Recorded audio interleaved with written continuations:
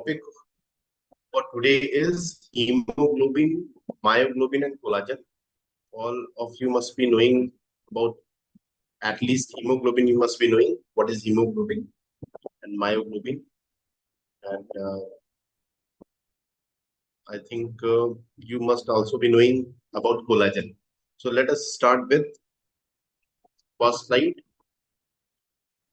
of hemoglobin. So hemoglobin, Heme is protein basically. It is involved in supply of oxygens and oxidative matter, whereas myoglobin is a monomeric protein of red muscles basically. Myoglobin are stored in our muscles, in red muscles basically, and the function is to store oxygen. So the function of hemoglobin is to transport oxygen, whereas the function of myoglobin is to store oxygen. Hemoglobin is present in red blood cells, whereas myoglobin is present in red muscle cells of our body. So coming to normal hemoglobins, you must be knowing, you must have heard about hemoglobin, types of hemoglobin. So what is normal hemoglobin? Normal adult hemoglobin consists of 2 alpha and 2 beta chains, and it is called HbA hem. Is it okay?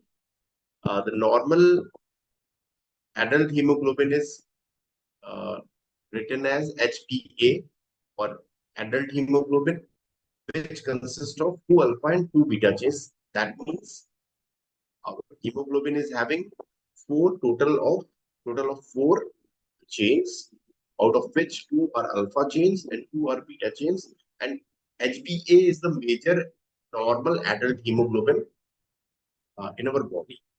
And in adults, the major hemoglobin is of HbA type, which consists of 2 alpha and 2 beta chains, and it comprises about 97% of the total hemoglobin present in red blood cells. And the other type, coming to the other type of hemoglobin which is present in our red blood cells is HbF. HbF is fetal hemoglobin. Fetal hemoglobin is designated as HbF, which consists of 2 alpha and 2 gamma chains. And it is the major hemoglobin of the fetus. You must be knowing about the fetus and what is fetus and what is newborn. All these terms you must be knowing. So the fetal hemoglobin consists of 2 alpha and 2 gamma chains, and it is the major hemoglobin in the fetus. And it has increased oxygen affinity as compared to adult hemoglobin, and it has lower affinity for 2,3-disphosphoglycerate. It is designated as DPG. It has lower affinity for DPG, whereas it has increased oxygen affinity. So oxygen affinity of fetal hemoglobin is much higher than adult hemoglobin. And fetal hemoglobin is designated as or written as alpha 2 and gamma 2. It is also having 4 chains, out of which alpha chain is constant. You can observe this, that the alpha chain is constant in adult hemoglobin and fetal hemoglobin, whereas the beta chain has been replaced by gamma chain. So 2 alpha and 2 gamma chains are present in fetal hemoglobin. So now coming to hemoglobin, the structure, it is a tetrameric structure, and adult hemoglobin, as already said, that it is designated as written as alpha 2 and beta 2. Fetal hemoglobin written as alpha 2 and gamma 2. It is having 4 chains, 2 alpha and 2 gamma. Then coming to HbS hemoglobin. HbS hemoglobin is having 2 alpha and 2 S2 chains, whereas HbA2 is having 2 alpha and 2 delta chains. So these are the 4 types of hemoglobin, which all are tetrameric and present in different stages of our body. whether it is sickle cell anemia, adult hemoglobin, fetal hemoglobin.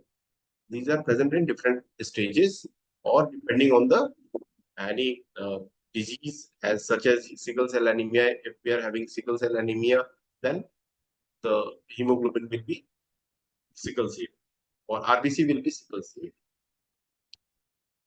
Alpha polypeptide is having 7 helical regions in hemoglobin. One hemoglobin binds to 4 molecules of oxygen per tetramer. It can bind 4 oxygen molecules. So as already said that hemoglobin, the work of hemoglobin is to carry oxygen from one place to other, and it basically transport oxygen from lungs to different parts of body after binding with hemoglobin part of RBC. So this is the picture showing Hemi. You can see iron Fe2 plus in the center, and these are oxygen molecules. So HbA2 is designated as alpha 2 and delta 2. It consists of almost 1.5 to 3.5% of normal adult. So normal adult hemoglobin consists of either you can say 97% is, you can see 97% is HbA type. Other part of hemoglobin is the content of other part is 1.5 to 3.5% of normal adult hemoglobin is HbA2, and it has increased hemoglobin. It is present in beta thalassemia. HbA2 is increased in beta thalassemia patients. Must be knowing about thalassemia patients in which the hemoglobin is disturbed. Hemoglobin structure is disturbed, then it leads to thalassemia. Just a minute, I will be taking you.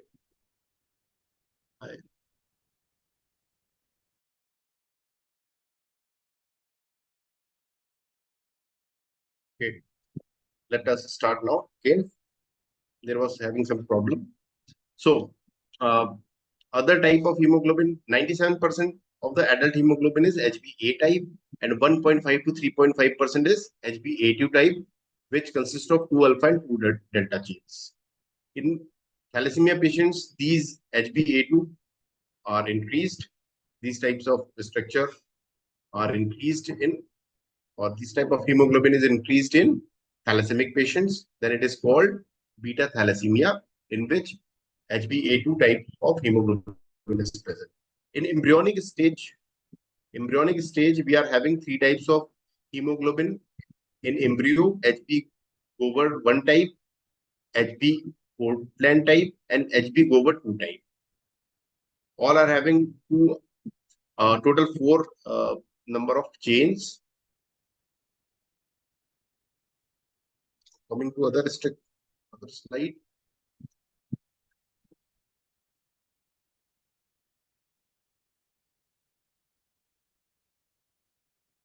Let us move to other slide. Now, the work of hemoglobin is to transport oxygen, and it is a tetrameric structure and is having cooperative interactions. After releasing oxygen at the tissue level, this hemoglobin transport carbon dioxide and protons to the lungs. So, the function of hemoglobin is not only to carry oxygen to the tissue level, it also functions to transport carbon dioxide and protons to the lungs. So you can see in this slide that carbon dioxide is transported as carbamates. CO2 plus hemoglobin, NH3 plus, transported as carbamates. In this form, it is the carbon dioxide is transported in the form of carbamates in hemoglobin, bind to hemoglobin, back to lungs. So 15% of the carbon dioxide in venous blood is transported as carbamates. Remaining is converted to You can see the remaining of the carbon dioxide from different parts is converted to carbon dioxide combines with water in the presence of carbonic anhydrase, and it is converted to carbonic acid, and spontaneously it gets converted into SCO3 minus plus proton. So some part of the carbon dioxide is transported as carbamates, and other part is transported as carbonic acid in the venous blood. So the work of hemoglobin is to carry oxygen at the tissue level, then transporting carbon dioxide and protons back to the lungs. 1 proton for every 2 oxygen molecules is released in the lungs. As oxygen binds to deoxyhemoglobin, protons are released and combined with bicarbonate to form carbonic acid. Now there is cooperative binding. A molecule of oxygen binds to a hemoglobin tetramer more readily if other oxygen molecules are already formed. This is called cooperative binding. You can see in different stages of gestation and after birth, the types of hemoglobin present in starting from embryo up to adulthood are different. In gestation, as I have already told, that embryonic stage, the type of hemoglobin is different. The alpha and beta chains are different, whereas in fetal stage, the hemoglobin consists of 2 alpha and 2 delta chains, total of four chains. In all stages, there are 4 chains, whether it is embryonic stage or fetal stage or adult stage. There are 4 chains. In fetal hemoglobin, there are 2 alpha and 2 delta chains, and in adults, 2 alpha and 2 beta chains. You can see the different types of hemoglobin and different types of chains, alpha and beta chains in different stages, starting from embryonic stage, coming to fetal stage, then newborn, then adults. The different stages are having different types of hemoglobin.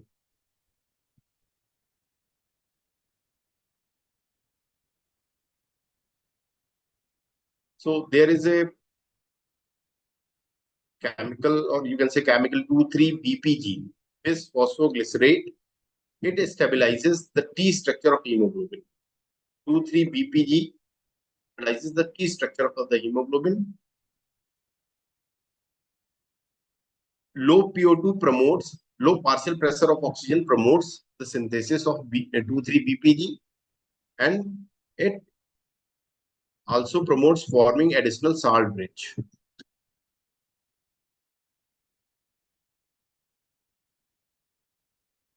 You can see BPG structure. Mode of binding of 2,3-BPG to human deoxyhemoglobin. BPG interacts with 3 positively charged groups on each beta chain.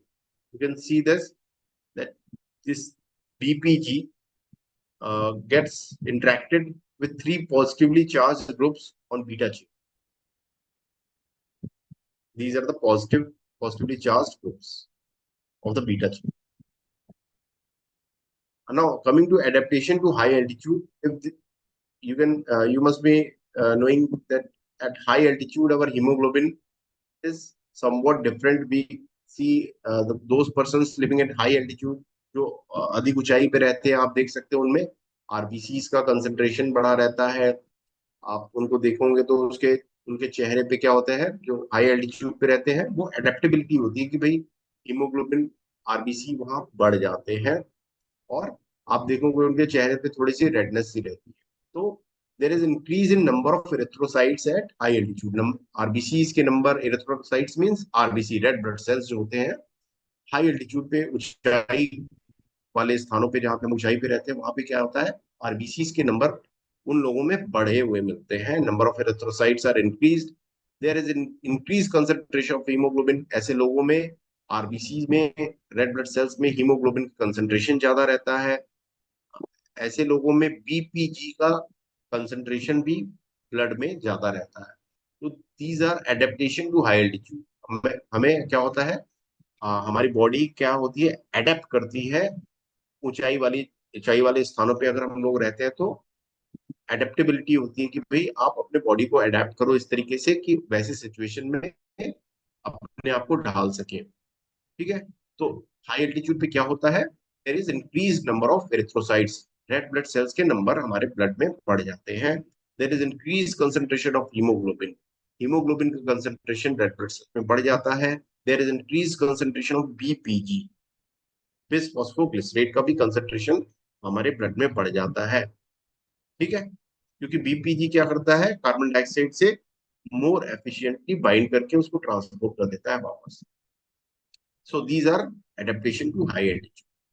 Now in anemia, anemia में क्या होता है, there is reduction in number of red blood cells. Anemia में क्या होता है, हमारे blood में रेड ब्लड सेल्स, हमारे ब्लड में रेड ब्लड सेल्स जो होते हैं उनकी कमी हो जाती है। इधर there is increase number of red blood cells, और ये क्यों हो सकता है, this can be because of two reasons, दो विटामिन के कमी के कारण हो सकता है। इधर it can be due to deficiency of folic acid, और it can be due to deficiency of vitamin B 12। Folic acid और विटामिन बी 12 की डेफिशिएंसी की वजह से क्या हो सकता है, हमारे ब्लड में रेड ब्लड सेल्स के नंबर घट सकते हैं, और इसके कारण क्या हो सकता है, एनीमिया हो सकता है। ठीक है। दूसरा कारण क्या हो सकता है एनीमिया का, there is reduction in hemoglobin, hemoglobin में ही हीमोग्लोबिन का कंसंट्रेशन क्या हुआ, हमारे ब्लड में कम हो जा रहा है, हमारे आरबीसीज में हीमोग्लोबिन का कंसंट्रेशन कम हो जा रहा है। हीमोग्लोबिन कम बन रहा है, उसका प्रोडक्शन कम हो रहा है। That can be because of iron deficiency. बोलते हैं कि आयरन डेफिशिएंसी एनीमिया हो गया। इसमें होता क्या है, कम आयरन लेने की वजह से या कम एब्जॉर्प्शन होने की वजह से होता क्या है, हमारे ब्लड में आयरन की कमी हो जाती है, जिससे, और आयरन होता क्या है, हीमोग्लोबिन के बनने में इन्वॉल्व होता है। आप देख सकते हैं, आप देख चुके हैं इसके पहले स्ट्रक्चर हीमोग्लोबिन का, उसके सेंटर पे क्या होता है, आयरन Fe2+ के फॉर्म में होता है, हीमोग्लोबिन के बनाने में मदद करता है। तो every haemoglobin is having F iron in the form of Fe2+। तो अगर आयरन की कमी हो जाती है तो हीमोग्लोबिन की कमी हो जाएगी, हीमोग्लोबिन की कमी हो जाएगी तो एनीमिया डेवलप हो जाएगा। So there can be two reasons for the development of anemia. Either it can be due to reduction of number of red blood cells, that can be because of folic acid deficiency or vitamin B12 deficiency, or it can be because of iron deficiency, जिसमें haemoglobin ही कम हो जाता है हमारे blood में। तो ये दो conditions जो है एनीमिया डेवलप करा सकती है। ठीक है, आगे बढ़ते हैं नेक्स्ट स्लाइड पे। ग्लाइकोसाइलेटेड हीमोग्लोबिन, आप लोगों ने सुना होगा, जब भी किसी को डायबिटीज होती है तो उसको बोलते हैं भाई HbA1c टेस्ट करा लो। HbA1c क्या होता है, ग्लाइकोसाइलेटेड हीमोग्लोबिन होता है। What is it, what is this, this is amino group of lysine residues and amino terminals around normal.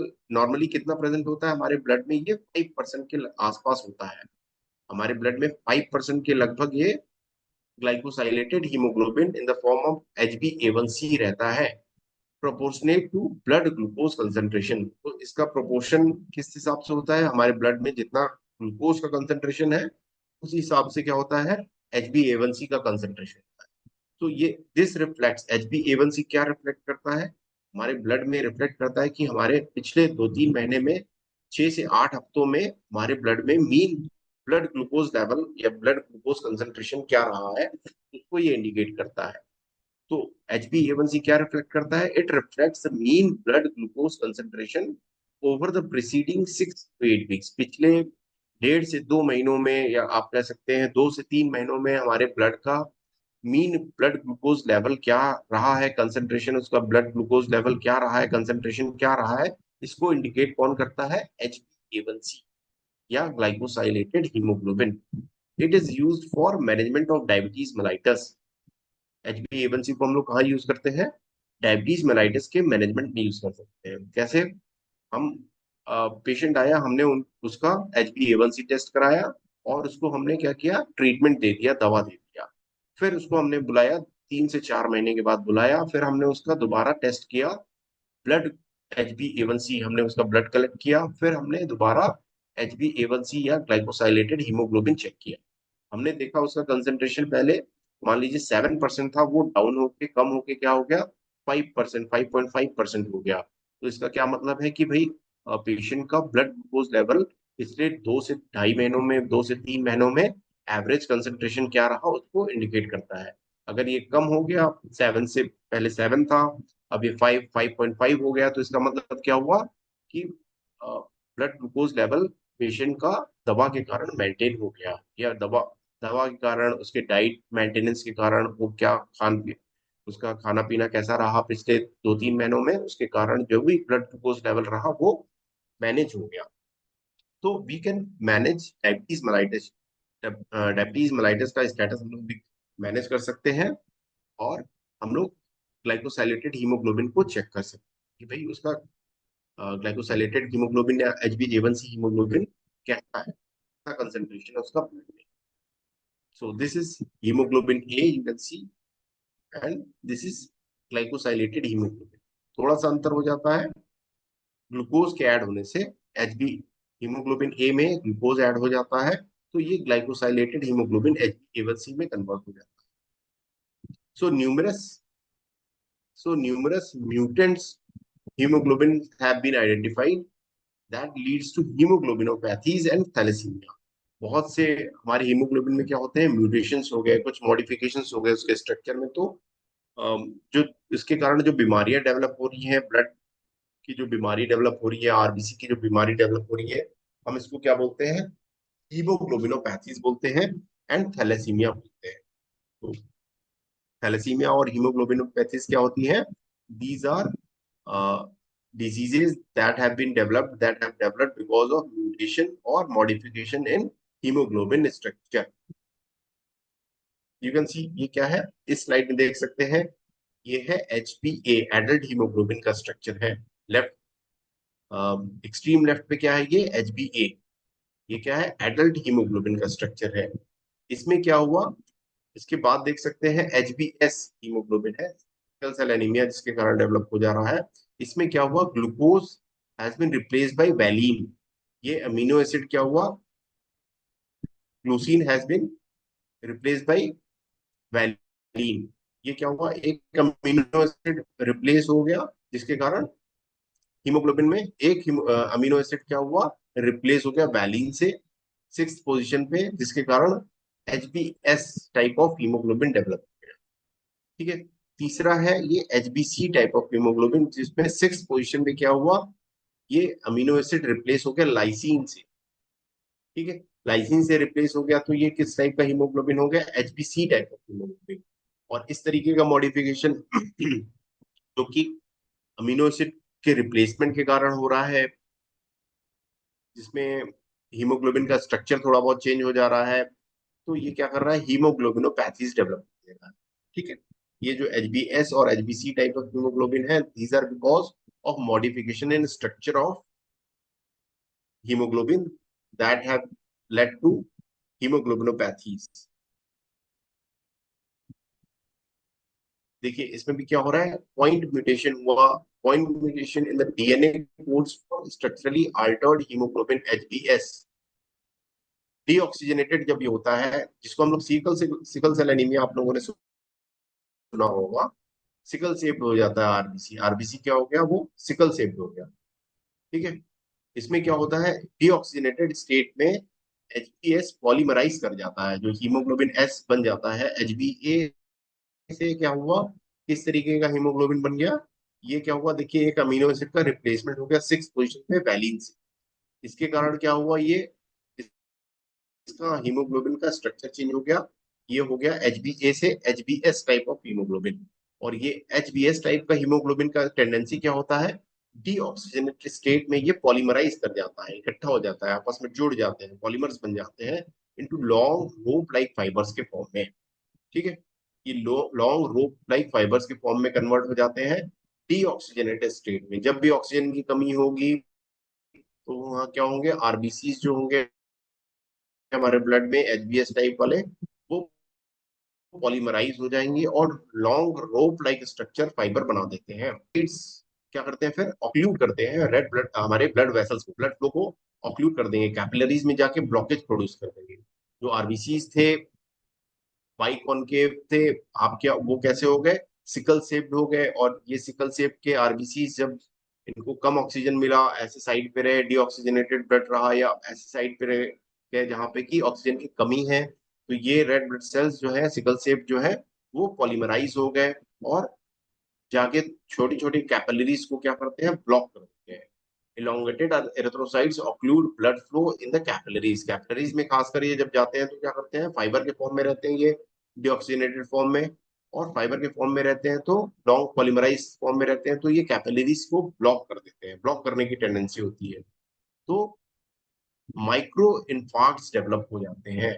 Micro इन्फार्क्ट्स मतलब भाई क्या होता है कि ये पॉलीमराइज करके आरबीसीज ब्लॉक कर दी कैपिलरीज को, तो वहां की उस रीजन की ब्लड सप्लाई हिंडर्ड हो जाती है, कम हो जाती है कह लीजिए, या ब्लॉक हो जाती है छोटे छोटे लेवल पे, जिसके कारण माइक्रो इन्फार्क्ट्स डेवलप हो जाते हैं। Micro infarcts produce tissue anoxia resulting in severe pain. फिर कई जगह पे क्या होता है, दर्द होने लगते हैं। दर्द किस कारण से होते हैं, क्योंकि माइक्रो इन्फार्क्ट्स डेवलप हो जाते हैं because of blockage of capillaries.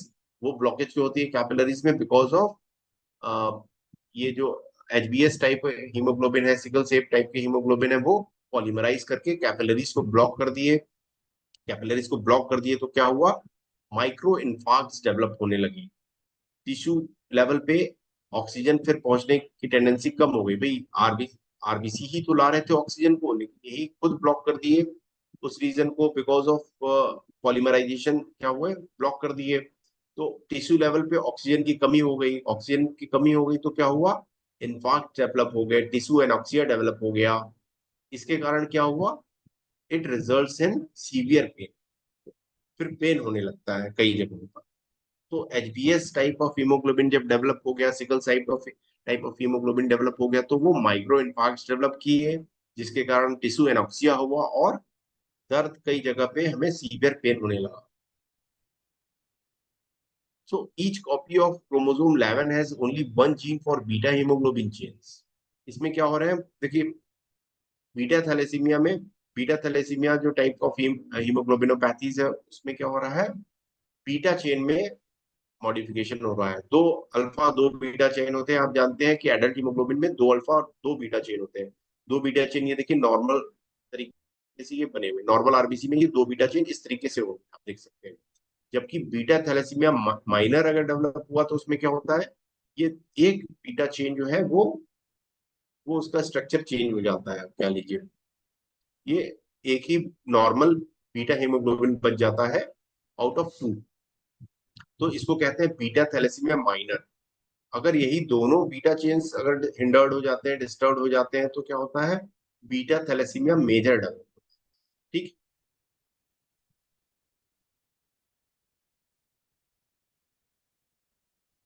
तो आप देख सकते हैं स्लाइड में फ्लो चार्ट बनाया गया हीमोग्लोबिनोपैथीज का। हीमोग्लोबिनोपैथीज कैसे हो सकती हैं, because of synthesis of structurally abnormal haemoglobin. अगर एबनॉर्मल हीमोग्लोबिन बन गया तब भी हीमोग्लोबिनोपैथीज डेवलप हो गई। उसमें क्या हुआ, जैसे कि एग्जांपल है एचबीएस टाइप ऑफ हीमोग्लोबिन, दूसरा है एचबीसी टाइप ऑफ हीमोग्लोबिन, तीसरा है एचबीएससी टाइप ऑफ हीमोग्लोबिन अगर डेवलप हुआ because of synthesis of structurally abnormal haemoglobin. ठीक है। दूसरा हो सकता है synthesis of insufficient quantities of normal haemoglobin. भाई हीमोग्लोबिन तो बनी लेकिन सफिशिएंट क्वांटिटी में नहीं बनी। तो सफिशिएंट क्वांटिटी में कोई स्ट्रक्चर नहीं बना, जैसे कि, तो उसमें क्या हुआ, अल्फा थैलेसीमिया या बीटा थैलेसीमिया डेवलप हो गया। अल्फा थैलेसीमिया में क्या हुआ, there is decrease synthesis of alpha chains. जबकि बीटा थैलेसीमिया में क्या हुआ, there is decrease synthesis of beta chains. ठीक है। अल्फा अल्फा थैलेसीमिया बाकी क्या हुआ, decrease synthesis of alpha chain हुआ, that leads to anaemia. Alpha chain भाई दो अल्फा दो बीटा चेन है एडल्ट हीमोग्लोबिन में, जिसमें क्या हुआ, अल्फा चेन क्या हुआ, डिक्रीज सिंथेसिस हो गई, उसके कारण क्या हुआ, एनीमिया डेवलप हो गया। एनीमिया डेवलप हो गया तो that leads to accumulation of hemoglobin gamma chain, Hb Bart's type of hemoglobin and beta chain precipitation भी हो जाता है ठीक है। दूसरे में क्या होगा भाई, बीटा थैलेसीमिया में क्या हुआ, caused by decrease synthesis of beta chains. जो दो अल्फा दो बीटा चेन्स होते हैं हीमोग्लोबिन में, एडल्ट हीमोग्लोबिन में, तो उसमें क्या हुआ, बीटा चेन की सिंथेसिस क्या हुई, डिक्रीज हो गई। उसके कारण क्या हुआ, that leads to anemia, that leads to accumulation of gamma या बार्ट्स हीमोग्लोबिन डेवलप हो गया, अल्फा चेन का प्रेसिपिटेशन हो गया। ठीक है। तो इस तरीके से हीमोग्लोबिनोपैथीज डेवलप हो सकती हैं, या तो synthesis of structurally abnormal haemoglobin के कारण, या तो synthesis of insufficient quantities of normal haemoglobin. Normal haemoglobin ही नहीं बन रहा है, सिंथेसिस भी कम हो रही है, या तो एबनॉर्मल उसकी सिंथेसिस। तो दोनों तरीके से क्या हो सकता है, हीमोग्लोबिनोपैथीज डेवलप हो सकती है। ये देख सकते हैं इस स्लाइड में, क्या देख सकते हैं, नॉर्मल रेड ब्लड सेल्स हमारे कैसे होते हैं। These are normal blood cells. ठीक है। देखिए दोनों तरफ से क्या होता है इसमें, ये दोनों साइड से देखें तो ये इसमें गड्ढा सा होता है, किनारे में रिंग टाइप की होगी, पाई कॉन्केविटी होती है इसमें। देखिए दोनों तरफ से ये सेंटर पे डिप्ड रहते हैं। जबकि sickle cell sickle cell anemia में क्या होता है, सिकल सेप्ड आरबीसी। ये आरबीसी क्या होता है, सिकल सेप्ड हो गए। देखिए इस तरीके से सिकल सेप्ड हो गए, इनको बोलते हैं सिकल सेल आरबीसी या सिकल सेल एनीमिया। अब आते हैं हम लोग मायोग्लोबिन। मायोग्लोबिन क्या होता है, एज डिस्कस्ड अर्लियर, कहाँ पे प्रेजेंट होते हैं ये मायोग्लोबिन, ये हमारे मसल्स में प्रेजेंट होते हैं, खासकर रेड मसल्स में। ठीक है। इनका स्ट्रक्चर कैसा होता है, ये मोनोमर होते हैं, वन ग्लोबिन चेन होती है इनके पास, और इनका टर्शियरी स्ट्रक्चर होता है। फंक्शन क्या होता है मायोग्लोबिन का, function is storage of oxygen. Storage of oxygen is the function of myoglobin, and these myoglobins are present in our muscles, particularly in our red muscles. ये कैसे बाइंड करते हैं, ये ऑक्सीजन को स्टोर करते हैं कैसे, by binding oxygen more tightly and one heme group and binds one oxygen molecule. One heme group होता है और ये एक ऑक्सीजन मॉलिक्यूल को बाइंड करते हैं। This is the structure of myoglobin and it carries the oxygen। Structure की बात करें मायोग्लोबिन की, तो it is a monomeric structure, monomeric protein होता है जिसमें लगभग 153 अमीनो एसिड्स होते हैं। लगभग क्या 153 अमीनो एसिड्स होते हैं मायोग्लोबिन में। इट हैज 8 अल्फा हेलिसेस, के पास 8 अल्फा हेलिसेस होते हैं। And myoglobin is equal to heme group which contains iron plus globin protein। Myoglobin have a linear chain of amino acids, इसमें अमीनो एसिड्स के chain क्या होता है, linearly आपस में जुड़े रहते हैं। It has a globular structure, ये एक ग्लोबुलर प्रोटीन है, इसका स्ट्रक्चर क्या होता है, globular. So the function of as discussed earlier, function क्या होता है मायोग्लोबिन का, स्टोरेज ऑफ ऑक्सीजन। ये ऑक्सीजन को स्टोर करके हमारे मसल्स में रखते हैं। They are rich in alpha helix, they have 153 amino acids and molecular weight is around 17,000 and 75% in 8 right handed helices में होते हैं ये। सरफेस ऑफ मायोग्लोबिन पोलर होता है, surface of myoglobin is polar and interior contains only non polar amino acids. इसके interior में non polar amino acids होते हैं। तो आपको क्या याद रखना है कि मायोग्लोबिन एक प्रोटीन है हमारे बॉडी में, जिसका काम क्या होता है, इसका काम होता है ऑक्सीजन को स्टोर करके रखना हमारे मसल सेल्स में। ठीक है। This is the model structure of myoglobin. This globular structure होता है। ठीक है, ये देखिए ग्लोबुलर स्ट्रक्चर होता है मायोग्लोबिन का। मायोग्लोबिन और hemoglobin have related but different roles in the body as discussed earlier. Hemoglobin का काम हमने डिस्कस किया, it is found in hemoglobin is found in red blood cells, whereas myoglobin is found in muscle cells। hemoglobin promotes diffusion of oxygen throughout the body। Haemoglobin का हमने काम क्या देखा, ये ऑक्सीजन के डिफ्यूजन को प्रमोट करता है, एक जगह से बाइंड किया ऑक्सीजन को और दूसरी जगह ले जाके उसको छोड़ दिया। Promotes diffusion of oxygen through out the body and binds oxygen at the lungs and releases at the tissues. Lungs में ऑक्सीजन से बाइंड करते हैं ये हीमोग्लोबिन और टिश्यू लेवल पे ले जाके रिलीज कर देते हैं। मायोग्लोबिन का क्या काम होता है, these are found in muscle cells and promotes diffusion of oxygen into and throughout the muscle cells. Now this the comparative structure of myoglobin and hemoglobin. There is a structural difference between myoglobin and hemoglobin. As you can see, myoglobin में एक सब unit होता है और एक Hemy group होता है। Whereas in hemoglobin there are 4 subunits and 4 hemigroups. Now coming to collagen, collagen के बारे में हम लोग थोड़ा डिस्कस कर लेते हैं। कोलाजन क्या होता है? कोलाजन एक फाइब्रस प्रोटीन होता है। It is the most abundant of the all fibrous proteins in our body. हमारे बॉडी में जितने फाइब्रस प्रोटीन है उसमें सबसे ज्यादा अबुंडेंट क्या है? कोलाजन प्रोटीन है। And it consist of almost 25% of the protein mass in the body. हमारे बॉडी में जितना प्रोटीन मास होता है उसका लगभग 25% क्या होता है? कोलाजन के फॉर्म में होता है। It is responsible for strength and flexibility of the skin. Collagen किसमें इन्वॉल्व होता है? Strength and flexibility of skin, collagen and keratin fibres के फॉर्म। बोन्स और टिश्यूज में भी प्रेजेंट रहता है, बोन्स में, टीथ में प्रेजेंट रहता है। And it is an elongated protein. Collagen कैसा रहता है? It is an elongated protein and it is repetitive amino acid, it has repetitive amino acid sequence. It has regular secondary structure.